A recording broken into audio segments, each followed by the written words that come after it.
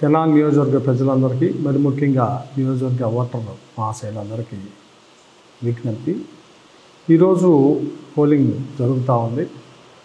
ప్రజలు బ్రహ్మరథం పడుతూ ఉన్నారు.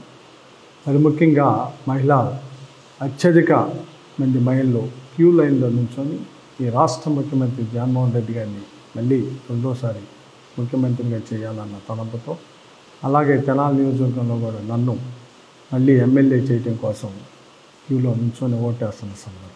దాంట్లో భాగంగానే నేను నా ఓటు హక్కుని వినియోగించుకోవడానికి నేను నా భార్య ఎక్కడైతే నా ఐతానగర్ నా సొంత ప్లేస్ అయిన ఐతానగర్ బూత్లోకి ఓటు వేయడానికి వెళ్తున్నప్పుడు, ఎందుకంటే నేను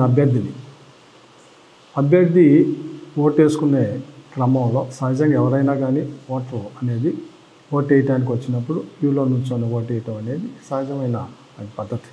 అది ఎవరైనా కానీ సహజంగా ఈ ఎలక్షన్స్ టైంలో అభ్యర్థి అన్ని బూతులు తిరుగుతూ ఉంటారు కాబట్టి నాకేం వర్తించదు. ఇప్పుడు మనోహర్ గారు ఓటేసాడు, ఆయన కూడా క్యూ లైన్లో నుంచొని ఏం ఓటు వేయాల, మామూలుగా వెళ్ళి వేసి వచ్చాడు. ఎవరైనా కానీ ఇది ఎవరికి తెలియంది?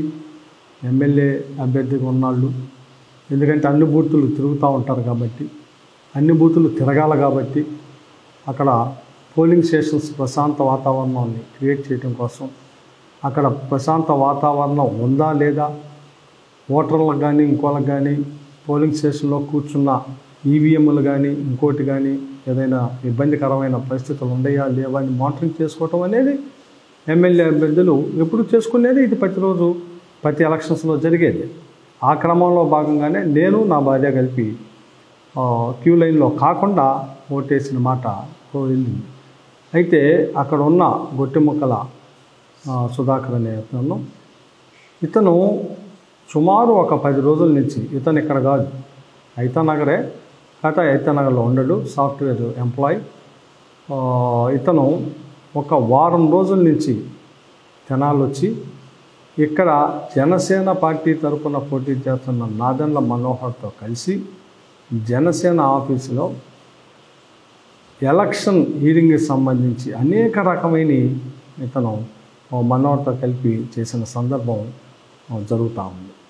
దాంట్లో భాగంగానే కావాలని ఏదో ఒక క్రియేషన్ చేయాలని, ఎందుకంటే మనోహర్ పోటీ చేస్తున్న పార్టీ జనసేన సపోర్ట్ చేసి, జనసేనకి తెనాల్లో కేడర్ లేదు, తెలుగుదేశం పార్టీ పోటీ చేయటం.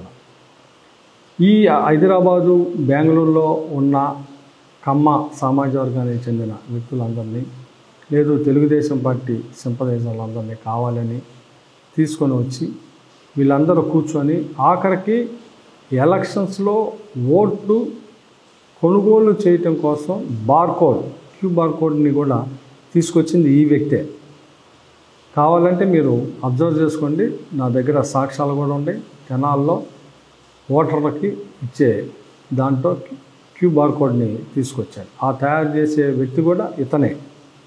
సో ఇది పక్కాగా నేను ఓటేసి వస్తుంటే నేను నా భార్య కావాలని దుర్భాషలాడి, మరి ముఖ్యంగా ఇదిగో మాలా మాదిగా ముస్లిము బీసీ ఇలాంటి కులాలున్న పార్టీ వైఎస్ఆర్ పార్టీ కాబట్టి ఆ పార్టీ తరపున ఎమ్మెల్యేగా అలాగే ఎమ్మెల్యే అభ్యర్థిగా ఉన్నానని అక్కస్తో కుల దొహంకారంతో, ఇది నిజంగా చెబుతున్నాను, నేను కమ్మాడినే అతను కమ్మనే, కానీ ఎవరి మీద వీழ்చి పడకూడదు కదా.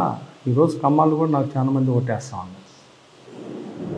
ఎవరు ఈర్చి పడకూడదు కదా, ఎవరు కులాల మీద మతాల మీద మాట్లాడకూడదు కదా.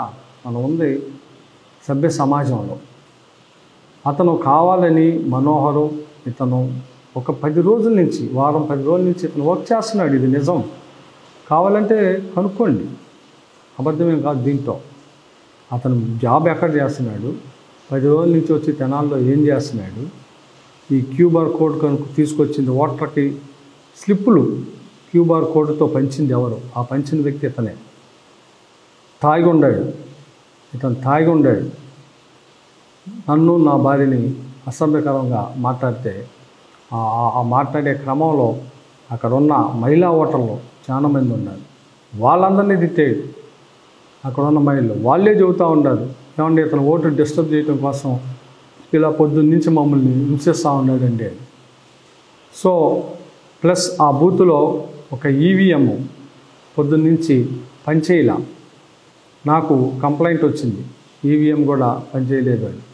సో ఈ మానిటరింగ్ చేసి వచ్చి ఓటేసి బయటకు వస్తుంటే ఈ రకమైన దుర్భాషలాడి దీన్ని కావాలని తెలుగుదేశం పార్టీ, జనసేన పార్టీ దీన్ని ఏదో వైఎస్ఆర్ పార్టీ ఇది చేయడం, నా మీద దౌర్జన్యం చేయటమే కాకుండా, నన్ను బూతులు జరగటమే కాకుండా, నా భార్యని బూతులు జరగటమే కాకుండా, మరి ముఖ్యంగా వైఎస్ఆర్ పార్టీని, మరి ముఖ్యంగా కులాల పేరు పెట్టి బూతులు జరగటమే కాకుండా ఇంత దౌర్భాగ్యమైన ప్రవర్తనని మళ్ళీ దీన్ని కావాలని తెలుగుదేశం పార్టీ సోషల్ మీడియాలో లేకపోతే ఇంకో దాంట్లో వైరల్ చేయటం, నన్ను కొడటం, మళ్ళీ దాన్ని వైరల్ చేసి నియోజకవర్గ ఓటర్లని, ఆ ఓటర్లందరికీ ఈ వీడియోలను పంపి దీనికి యాంటీగా చేయాలని ఒక పెద్ద కుట్రని దీంట్లో దాగి ఉంది.